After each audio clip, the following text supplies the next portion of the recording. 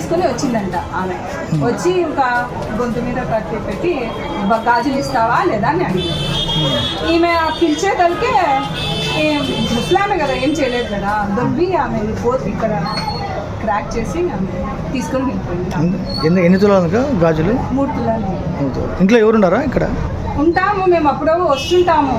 కానీ ఇప్పుడు ప్రస్తుతం మేము అందరూ బయటికి పోయినాము. ఇప్పుడే కొంచెం సేపు అయింది, ఒక అర్ధ గంట ముందు ఉన్నాడు నా కొడుకు కూడా.